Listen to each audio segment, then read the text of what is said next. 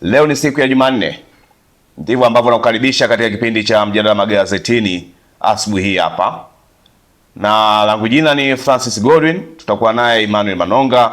Nikukaribishe uwe nasi mwanzo mpaka mwisho, lakini kabla ya yote una nafasi ya kutembelea mitandao yetu ya kijamii Instagram, TikTok, Facebook na kwa jina moja tu la Matukio Daima. Na kama bado hujasubscribe channel hii, basi hakikisha umesubscribe. Na leo hii kabla sija kuangazia kurasa za magazeti asubuhi hii, twende kata ya Mkimbizi, manispaa ya Iringa, ambako huko wakazi wa Mkimbizi walikuwa na changamoto kubwa sana ya barabara. Wakazi wa Mkimbizi kwa muda mrefu walikuwa na kadhia ya barabara, lakini kwa sasa ujenzi wa barabara unaendelea chini ya kampuni ya Ririop, na kikubwa zaidi kwamba Matukio Daima tunakuangazia ujenzi tu wa daraja. Barabara yenyewe baada ya madaraja kukamilika, barabara inaanza kumiminwa rami. Sasa tunakuangazia ujenzi wa haya madaraja mawili, daraja la Shayo pamoja na daraja la Mkimbizi Bima, namna ambavyo inajengwa, na nikusogeze, nimepata kutembelea huko, na hii hapa ni ripoti yangu. Ni zoom langu kuweza kuonyesha daraja linalojengwa na kampuni hii ya Ririop hapa Mkimbizi. Daraja hili linatajwa kuwa ni moja kati ya madaraja ya kiwango kutokana na namna ambavyo ya ujengaji wa daraja hili tofauti na ilivyo katika maeneo mengine, na hamna ujanja hapa. Hii ni Matukio Daima na mimi ni Francis Godwin. Na hii ni barabara ya lami inayojengwa kati ya Mkimbizi na Mtuvila katika manispaa ya Iringa, barabara ambayo itapunguza sana kadhia ya ubovu barabara kwa wananchi wa eneo hili la Mkimbizi. Sasa hili ndilo daraja lililopo katika eneo la Mkimbizi Bima, ambapo ujenzi wa daraja hili kama ambavyo unaona hamna ujanja hapa, toka chini mpaka juu nondo zinamiminwa kisawasawa. Huu sasa ndio muonekano kutoka chini, jinsi ambavyo daraja lilivyoweza kumiminwa kisawasawa hapa Mkimbizi. Hii bwana ni kampuni ya Ririop ambayo inafanya kazi hii, na kampuni hii ya Ririop ni kampuni ya mzawa kabisa wa hapa mkoani Iringa. Sio wa China hawa au sio wazungu kutoka nje, ni sisi wenyewe. Kumbe wakandarasi wa kizawa wakiwezeshwa wanaweza kufanya kana nondo kiwango kabisa, lakini ni daraja la hali ya juu. Kwa majina naitwa Rajabu Hashim, ni mkazi wa Mkimbizi B hapa. Kwa ujenzi wa hili daraja tunaendelea vizuri, ingawa hatujajua pesa zao zinakuaje, kwa sababu walianza kuchimba, wamekuja wamejenga hivi, bado hawajamimina. Tulivyouliza wakandarasi walikuwa wanasika kulifuma daraja, wakasema lazima waje likague tena ndio waje wamimine. Lakini hadi sasa hizi maendeleo ni mazuri. Sasa sijajua kama wataishia hapa au ndo tusubiri hadi wakaguliwe waje tena, ndio hatujajua, lakini maendeleo ni mazuri. Basi huyo ni mkazi wa Mkimbizi, manispaa ya Iringa, na siku zote kwamba daraja hili ni daraja ambalo mwanzoni hapa maji yalikuwa yakituama sana, lakini ujenzi wa daraja hili namna ambavyo umeanza process zake kutoka chini mpaka hapa ambapo lilipo, hakika kwamba wakazi wa Mkimbizi na watumiaji wa barabara wanaamini kwamba ni moja kati ya madaraja ambayo anaweza akawa kiwango zaidi. Ni moja kati ya madaraja ambayo ujenzi wake hauna kona, ujenzi wake umenyoka mpaka hapa lilipofikia, kwamba bado wakaguzi hawajafika ili kuweza kulikagua na kuweza kuruhusu sasa kuweza kumiminwa ili ujenzi wa lami uweze kuanza. Hii bwana ni kampuni ya kizawa, kampuni ya wabongo hapa. Si kampuni ya Mchina hii ama kampuni kutoka nje, ni kampuni ya kutoka hapa mkoani Iringa. Linatokea Mfindi huko, Ririop ndio ambao wanajenga barabara hii. Sasa siku zote tunaamini kwamba kizuri kinajengwa na mkandarasi kutoka nje. Kumbe wakandarasi wa kwetu hawa wa kwetu hawa Wandengi Civil, hawa wa kwetu wa Mabonde Kuinama, wakiwezeshwa wanaweza kufanya kazi. Kwa hivyo tujifunze kupenda vya kwetu, tujifunze kuwekeza vya kwetu, ili kwamba na sisi tuweze kufanya kazi nje. Sasa tunaona kwamba huu mkandarasi wa kizawa kazi aliyofanya ni kazi kiwango kweli, hadi hapa ilipofikia kwamba ni kazi ambayo inatukuka. Sina budi kusema hongera sana wakandarasi wa kizawa, hongera sana kampuni ya Ririop ambayo inajenga barabara hii. Pasipo shaka kama daraja tu wametuonyesha daraja na hapa bado haijaisha hali hii, je, ikiisha inakuaje?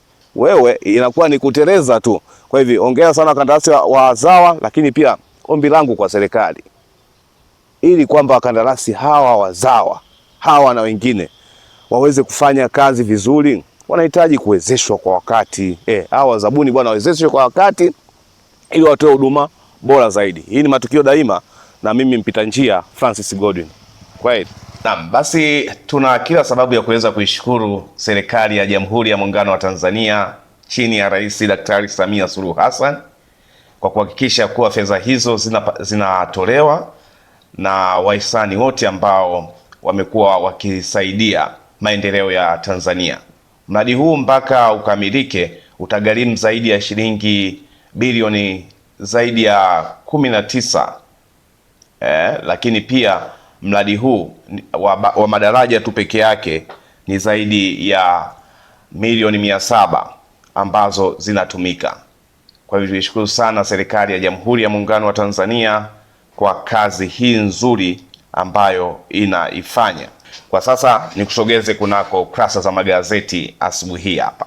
Na gazeti ambalo nakwenda kuanza nalo ni gazeti la Jamhuri. Tanzania tunaanzia walipoishia wengine.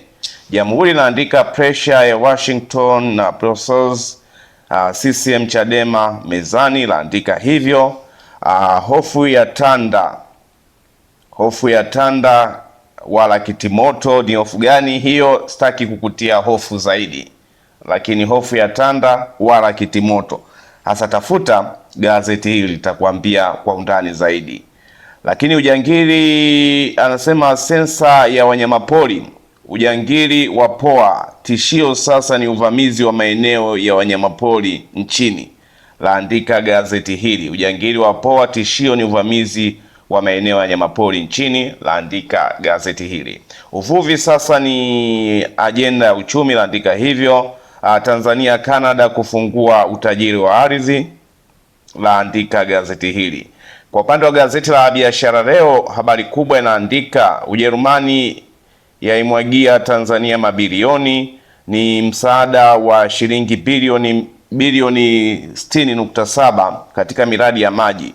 Miji ya Tunduma, Vwawa, Mloa mkoani Songwe kunufaika. Ni habari njema hii. Ujerumani yaimwagia Tanzania mabilioni. Lakini bandari ya Dar yapaa Afrika Mashariki kuwa na ufanisi kuzidi Mombasa, laandika gazeti hili. Na hii ni matunda ya DP World. Lakini serikali yapiga marufuku leseni za baa kwenye makazi ya watu. Serikali yapiga marufuku leseni za baa kwenye makazi ya watu. Sasa tunaona kadhia hii ya kelele katika maeneo ya makazi ya watu, watu hawalali, kelele chungu mzima. Sasa lazima kwamba kuwe na maeneo maalum kwa ajili ya baa ya watu kuweza kujiachia kufanya nini, lakini naungana serikali kuweza kupiga marufuku leseni kwenye makazi ya watu. Habari nyingine katika gazeti hili naandika TTB yaitaja Urusi kama soko kubwa la utalii wa Tanzania, laandika gazeti hili. Na hii pia ni sehemu ya fursa kubwa ya Tanzania Royal Tour, lakini pia ziara pia hizi ambazo zinafanywa na Mheshimiwa Rais wa Jamhuri ya Muungano wa Tanzania Daktari Samia Suluhu Hassan nje. Tumeona juzi ziara yake ya mwisho kaifanya nchini Urusi, na ni ziara ambayo inaendelea kutuweka pamoja wa Tanzania na nchi nyingine, lakini pia ushirikiano unazidi kutukuka, na hizi ni ziara nzuri sana kwa maana ya kukuza diplomasia yetu hapa nchini. Nikiachana gazeti hili na kwenda kukamata gazeti la Tanzania Leo, habari katika gazeti la Tanzania Leo inaandika Tanzania Ujerumani wasaini mkataba wa shilingi bilioni 60.7 unalenga maboresho ya huduma ya maji mkoa wa Songwe, laandika gazeti hili. Naibu Waziri Mohamed sijiamini akemea wanaochokonoa muungano. Waziri Ndejembe ataka wakandarasi wa umeme wasiofanya vizuri wasipewe miradi, laandika hivyo. PSSSF pato ya mkombozi kuhamasisha upatikanaji wa mafao, laandika hivyo. Dr. Hussein Mwinyi amuondoa katibu mkuu kiongozi Zanzibar, laandika gazeti hili. Nalo ni gazeti la Tanzania Leo. Sasa nalo gazeti la Raia Mzalendo, uwazi na ukweli. Gazeti hili la Raia Mzalendo laandika uhusiano wa Tanzania Ujerumani wazidi kuimarika. Ni habari ambayo nimekusomea katika magazeti yaliyotangulia, lakini Manusura Moshi Kasim awa katibu mkuu kiongozi mpya Zanzibar, laandika gazeti hili. Lakini pia waziri mkuu Uingereza akubali aishe aachia ngazi. Hii ni gazeti la Raia Mzalendo. Lakini waziri Ndejembe apongeza REA kwa kufikisha umeme kwa 79.1 vijijini, laandika gazeti hili. Nalo bwana ni gazeti la Raia Mzalendo.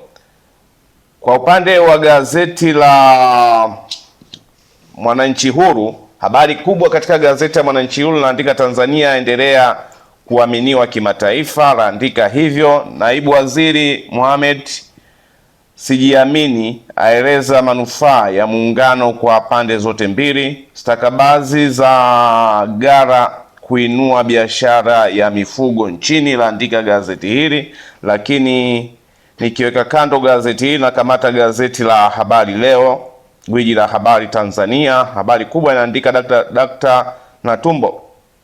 Dr. Netumbo aacha usia kwa Watanzania, wachochezi chuki muungano wakemewa, laandika gazeti hili. Madereva wa malori wataka bandari kavu kuondoka mjini, laandika gazeti hili. Na wabunge wataka fedha za bajeti zibaki ndani, laandika gazeti hili. Mtoto wa miaka 9 anyongwa ajinyonga kumnazi. Mtoto wa miaka 9 anyongwa akicheza na wenzake, laandika hivyo. Ujerumani ya mwaga shilingi bilioni 60 miradi ya maji. Hii ni gazeti la Habari Leo.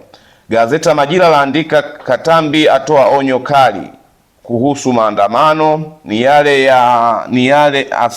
yale haramu yanayopangwa mitandaoni kwa kauli ya kichochezi za kibaguzi. Asema Tanzania inajengwa kwa maumivu. Tanzania imejengwa kwa maumivu makubwa ya waasisi, laandika gazeti hili.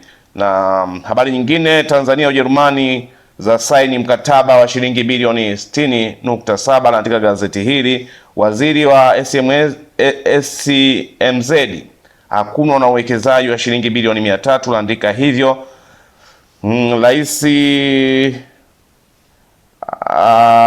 Habari nyingine ni wanachama ACT Wazalendo wapewa maelekezo, laandika hivyo. Mali za wawekezaji trust zafikia shilingi bilioni 550. Marekani Irani za kamilisha mazungumzo, laandika gazeti hili.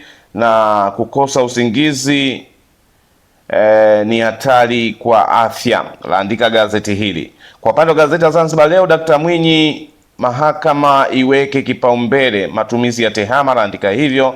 Na CAG atoa zaidi ya 99% hati safi.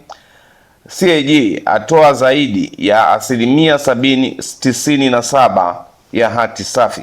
Waziri Kitwana aimiza tathmini safari za hija, laandika gazeti hili. Nao ni gazeti la Zanzibar Leo likihitimisha na habari ya Rais Samia azindua jengo la wagonjwa wa saratani Moshi. Lakini habari katika gazeti la Taifa Tanzania Uzalendo Kwanza laandika REA wafikisha 78.1 kupeleka umeme vijijini. Mwili wa aliyekuwa RPC Tabora waagwa Moro, laandika gazeti hili. Lakini habari nyingine, Morogoro, mgogoro wa wakulima na wafugaji Tanzania, je, suluhisho la kudumu iko wapi? Na wafugaji wakoshwa na mpango wa stakabadhi ghalani, laandika gazeti hili.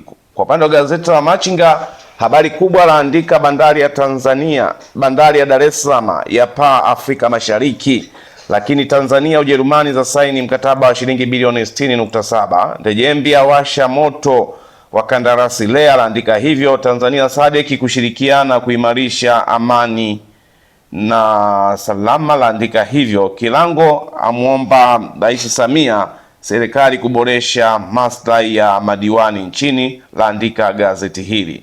Nikiweka kando gazeti hili na kamata gazeti la Nipashe Mwanga wa Jamii. Habari kubwa katika gazeti la Nipashe Mwanga wa Jamii naandika serikali Chadema mnyukano mkali. Ni kuhusu katiba mpya, serikali yatoa kauli ya mwenye mamlaka ya kutangaza mchakato. Chadema yatangaza kuanzisha laandika gazeti hili. Na Gambo atoa ya moyoni kuhusu haki maridhiano laandika gazeti hili. Sababu ya waziri mkuu Uingereza kuachia madaraka laandika gazeti hili. Na mauaji ya watoto yanavyoacha hofu laandika gazeti hili. Lakini pia ufugaji wa samaki kwenye vizimba jibu la ajira kipato laandika gazeti hili. Tanzania inavyoandika historia upandikizaji wa uyoga pamoja na magoti laandika gazeti hili. Gazeti la Tanzania Leo habari kubwa umeme kipaumbele uwekezaji wa Samia laandika gazeti hili. Ujerumani atoa msaada wa shilingi bilioni 60.7 kuboresha huduma ya maji laandika gazeti hili, na nimekusomea pia magazeti yaliyotangulia.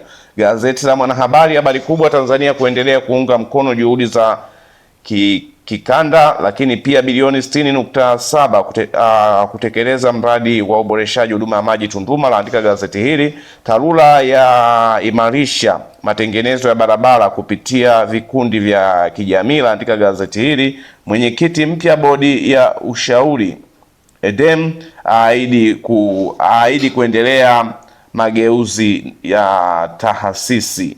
Lakini bandari kavu Kwale miundombinu na viwanda yachochea uwekezaji Kunenga huyo asema. Na hii ni gazeti la Mwanahabari.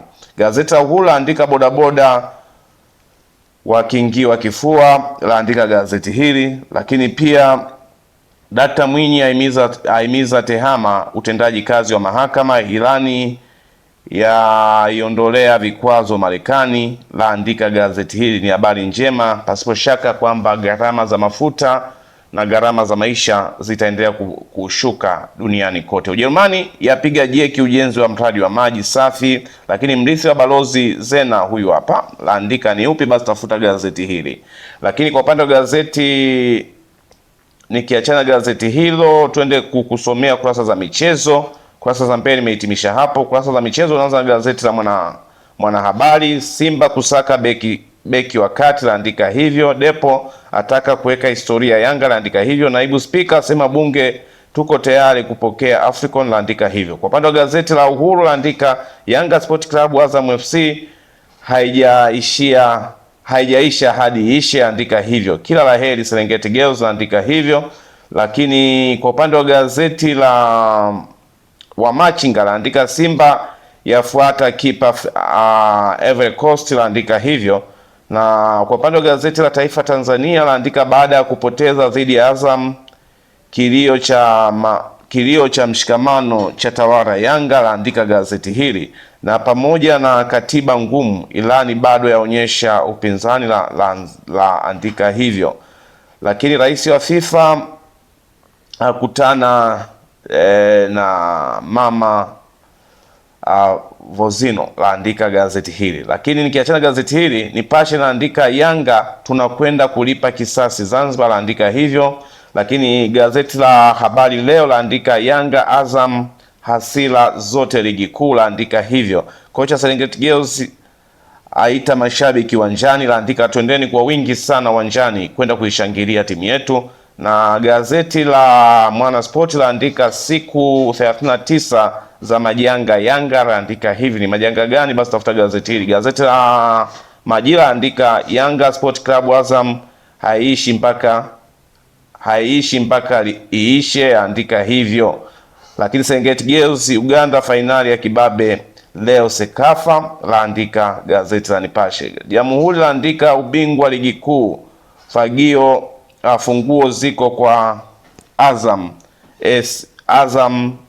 SBS, laandika gazeti hili. Lakini kwa upande wa gazeti la Zanzibar Leo, Azam ya pania kuisimamisha tena Yanga, laandika gazeti hili. Na mara baada ya gazeti hili ndio tutafika mwisho kabisa kurasa za michezo na kurasa zile za mbele mahususi kwa ajili ya habari za kitaifa, lakini kurasa za nyuma mahususi kwa ajili ya habari za michezo. Nishukuru sana wale wote ambao wameweza kushiriki, lakini kabla sijahitimisha nikukumbushe tu juu ya fursa ya ajira kutoka kwa Isadukilo.